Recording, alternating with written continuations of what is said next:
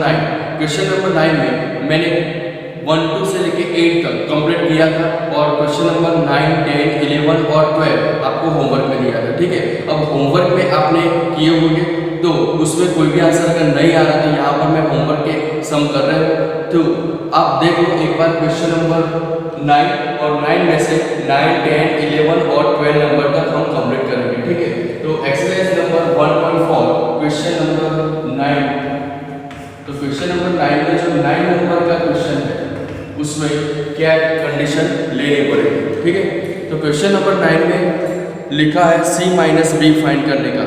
ठीक है, उसके पहले हम तो A B C D set लिख देते हैं। यहाँ पर A इज इक्वल टू क्या लिखा है 3 6 9 12 15 18 21। A इज इक्वल टू 3 6 9 12 15, ठीक है 12 15 18 और 21, 12 15 18 और 21। ठीक है, उसके बाद B is equal to what, B is equal to में लिखा है 4 8 12 16 और 20, 4 8 12 16 और 20। ठीक है, C इज इक्वल टू क्या लिखा है, C इज इक्वल टू लिखा है, कहाँ गया C equal, yes C is equal to 2 4 6 8, 2 4 6 8 10 12 14 और 16। और D इज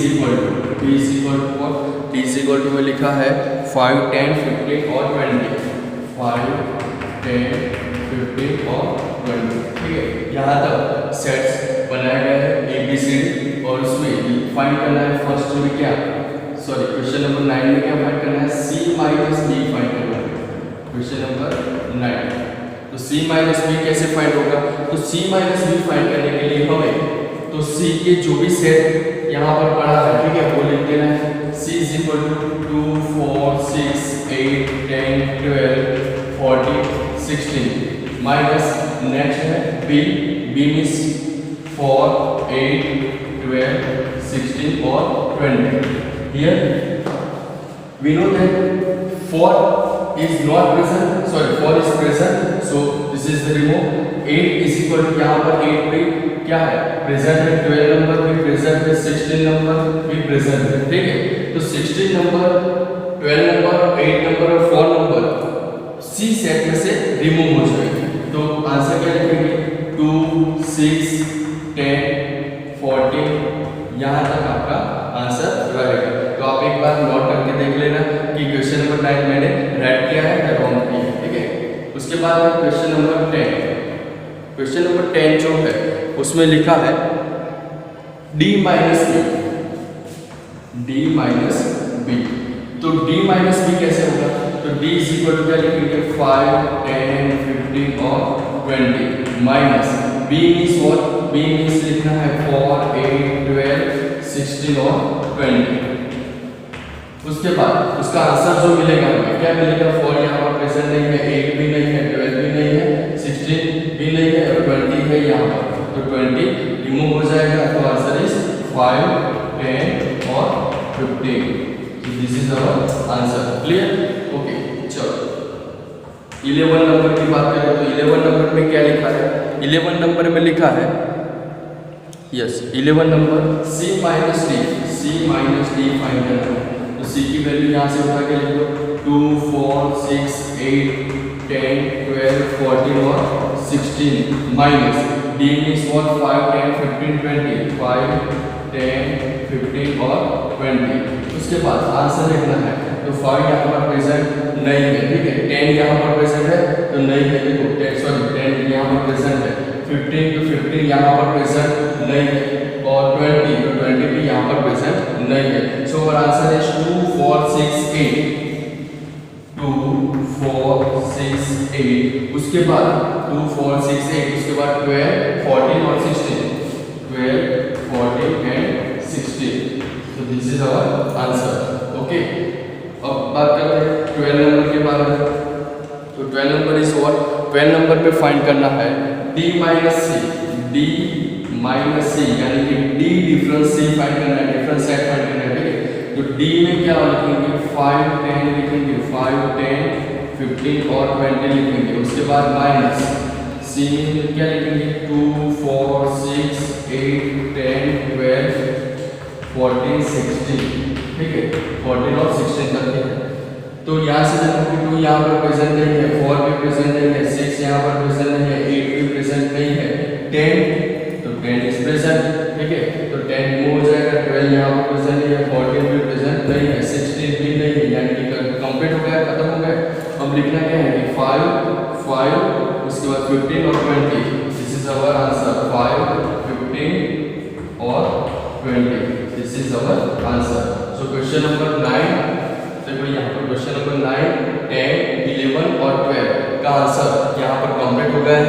और आप एक बार नोटबुक में चेक करके देख लेना कि हमारा आंसर राइट है या रॉन्ग। तो अगर रॉन्ग है तो करेक्शन करके कंप्लीट कर देना, ठीक है। तो दिस इज क्वेश्चन नंबर 9, आप राइट डाउन।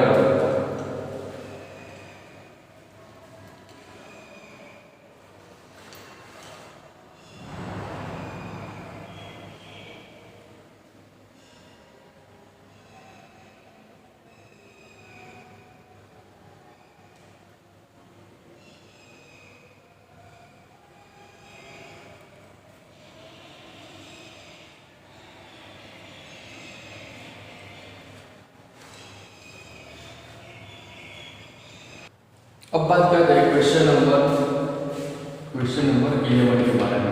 देखो क्वेश्चन नंबर 9 और क्वेश्चन नंबर 10 कंप्लीट हो गया, अगले वीडियो में आप देख सकते हो, ठीक है। क्वेश्चन नंबर 11 क्या है? Question number 11 is what if r is the set of real numbers. देखो क्वेश्चन परफेक्ट समझ लेना, ठीक है। If r is the set of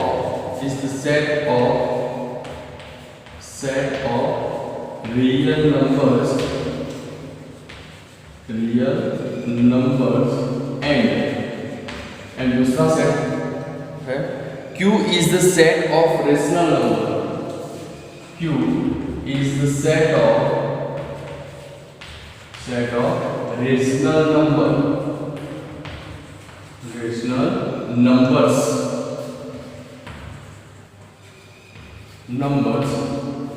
ठीक है। बाद में क्वेश्चन पूरा समझ लेते हैं। Then what is the r minus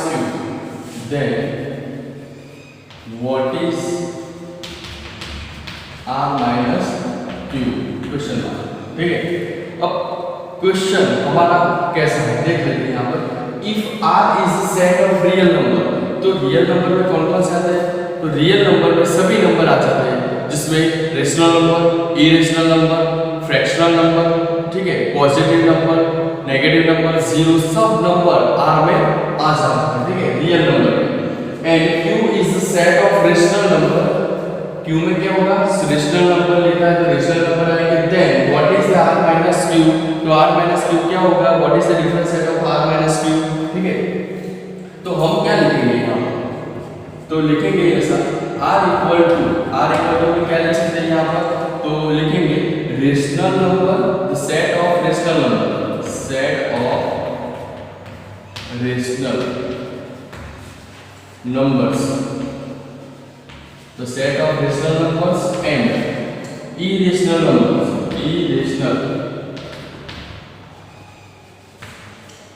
numbers, ठीक है। Set of rational number and set of irrational number, उसमें R में हो सकता है ये। और Q इज इक्वल टू क्या लिखा है? Rational number only, rational number, ठीक है। अब करना क्या है? R माइनस Q फाइंड करना है हमें, R माइनस Q। तो R माइनस Q कैसे फाइंड होगा? तो R की जगह हम लिखेंगे set of rational numbers and irrational numbers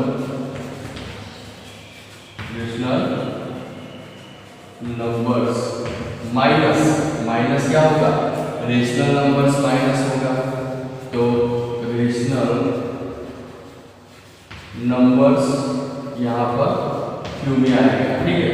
अब करना क्या है कि R माइनस Q कैसे फाइंड कर देते हैं? तो देखते थे यहाँ पर कि सपोज कि यहाँ पर कोई नंबर 1 है, तो 1 नंबर यहाँ पर प्रेजेंट है, अगर है तो इसको रिमूव करेंगे, ठीक है। तो सपोज यहाँ पर रेशनल नंबर्स लिखा है, तो रेशनल नंबर्स यहाँ पर लिखा है, तो सेट ऑफ लिखा है, सेट ऑफ रेशनल नंबर्स, ठीक है। तो ये क्या हो जाएगा, पूरा का पूरा रिमूव हो जाएगा, तो आंसर क्या बचेगा, irrational number r minus Q is equal to irrational numbers, the set of irrational numbers, इसको ऐसे लिखेंगे सेट ऑफ, ठीक है, the set of irrational numbers. तो r माइनस क्यू का आंसर क्या आएगा, the set of irrational numbers. Clear, okay. अब बात करते हैं क्वेश्चन नंबर 12 के बारे में। What is the question number 12? तो question number 12 is state whether each of the following, question है state whether each of the following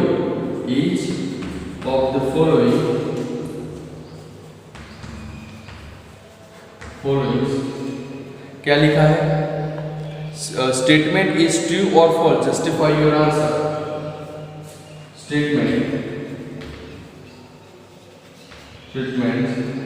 true और फॉल्स, ठीक है, और जस्टिफाई करना है, जस्टिफाई योर आंसर्स, ठीक है, जस्टिफाई योर आंसर्स। तो नीचे दिए गए स्टेटमेंट को आप ट्रू या तो फॉल्स करके जस्टिफाई करो आपका आंसर का, ठीक है। तो जस्टिफाई कैसे होगा, तो फर्स्ट में हम देखते हैं कि क्या कंडीशन है। तो फर्स्ट क्वेश्चन में लिखा है 2 3 4 5, तो यहाँ पर लिखेंगे क्या 2 3 4 5, एंड सेकंड में क्या लिखा है, सेकंड सेट में क्या दिया है 3 6 are disjoint set, 3 6 are disjoint sets, ठीक है। अब देखो पूरा का पूरा क्वेश्चन समझ लें कि 2 3 4 5 एंड 3 6 आर डिसजॉइंट सेट्स। तो डिसजॉइंट सेट्स है कि नहीं, तो डिसजॉइंट सेट्स होने के लिए हमें क्या कंडीशन होनी चाहिए, हमारे पास ये कंडीशन होनी चाहिए कि ए इंटरसेक्शन बी करेंगे तो 5 आंसर आना चाहिए। तो यहाँ पर देखो कि 2 यहाँ पर प्रेजेंट है, 3 यहाँ पर प्रेजेंट है, यानी कि ये दोनों का इंटरसेक्शन 3 निकल रहा है, ठीक है। तो 3 अगर निकल रहा है तो दिस स्टेटमेंट इज फॉल्स। तो यहाँ पर लिखेंगे this statement is false because क्या लिखेंगे, उसका कारण क्या है, उसका जस्टिफाई कैसे करेंगे, उसको जस्टिफाई कैसे करेंगे, लिखना ये है कि false इसलिए है कि ए इंटरसेक्शन बी अगर निकालते हैं तो उसमें अगर आंसर ये क्या आ रहा है 5 नहीं आ रहा है, ठीक है। अगर इसमें आंसर क्या होना चाहिए 5 होना चाहिए, तभी ये डिसजॉइंट सेट होगा। लेकिन अगर ए इंटरसेक्शन बी करेंगे तो ए इंटरसेक्शन बी यहाँ से निकल रहा है, कितना है 3, तो 3 निकल रहा है, ये answer is not equal to 5 नहीं है, ठीक है, ओके। सेकंड नंबर पे बात करें, second number is what, A E I O U and A B C D, A E I O U and A B C D are disjoint sets, ठीक है। अब ये आंसर देखो कौन सा बनेगा, तो ए ई आई ओ यहाँ पर ए बी सी डी लिखा है, तो यहाँ पर देखो ए कॉमन है, तो ए इंटरसेक्शन बी तो निकल रहा है, कितना आंसर मिलेगा, ए भी आएगा आगे, ठीक है, ए ही आंसर मिलेगा, यानी कि ए इंटरसेक्शन बी यहाँ से निकल रहा है, तो निकल रहा है, तो this statement is false, this statement is false, ठीक है, this statement is false because में हम लिखेंगे because a intersection b इसमें भी not equal to 5 है, अगर equal to 5 है तो भी डिसजॉइंट होगा, ठीक है। थर्ड नंबर में क्वेश्चन नंबर थर्ड 2 6 10 40, 2 6 10 40 एंड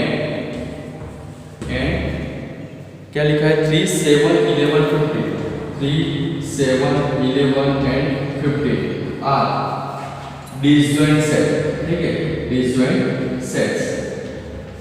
तो इसमें हम देख सकते हैं कि ए की जगह क्या लिखा है 2 6 10 40 and B is equal to 3 7 11 50, तो यहाँ से इंटरसेक्शन फॉर्म निकल रहा है, देखो यहाँ से, तो 2 यहाँ पर प्रेजेंट नहीं है, 6 भी नहीं है, 10 भी नहीं है, 14 भी नहीं है, ये वाले टर्म यहाँ पर भी नहीं है। सो यहाँ पर देख सकते हैं क्या कि दिस स्टेटमेंट is true, ठीक है, this statement is true because हम लिख सकते हैं क्या, because a intersection b is equal to 5, तो a intersection b अगर निकालेंगे तो कुछ नहीं आता, ठीक है, तो intersection b is equal to क्या होता है, 5 होता है, ठीक है, और 5 होता है, तो this is disjoint set। 2, 6, 10 fourth number में लिखा है 2, 6 and 10 and 3, 7, 11 ऐसा है, 3, 7, 11 are disjoint sets। तो ये स्टेटमेंट क्या होगा, ट्रू होगा या फॉल्स होगा? तो यहाँ से देख लो कि कोई भी इंटरसेक्ट यानी कोई भी नंबर यहाँ से कॉमन नहीं निकल रहा है, ठीक है, तो ये दिस स्टेटमेंट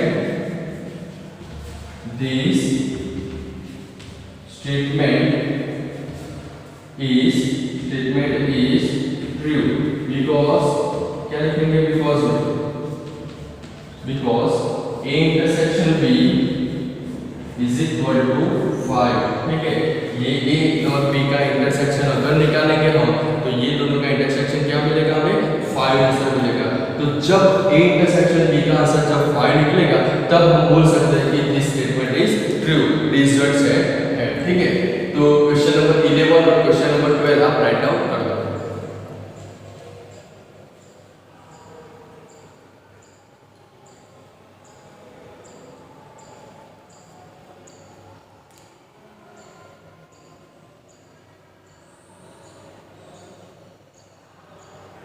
अब नेक्स्ट बात करते हैं एक new topic, and what is the new topic, complement of a set। तो what is the complement of set? So complement of set यहाँ पर हम डेफिनेशन लिखेंगे।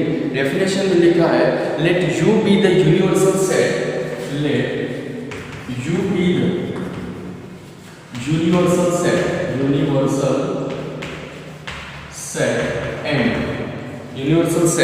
and a subset of U and a subset of U, ठीक है, बाद में पूरी डेफिनेशन समझ लेते हैं। then the complementing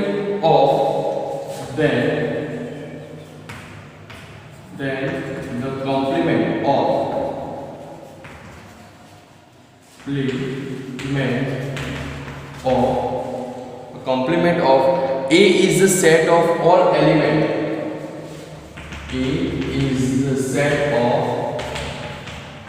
all elements of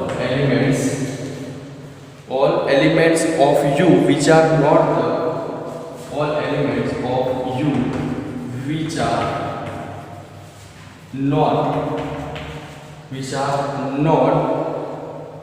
the element of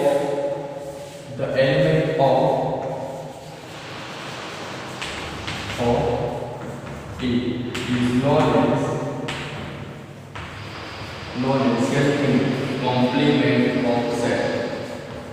complement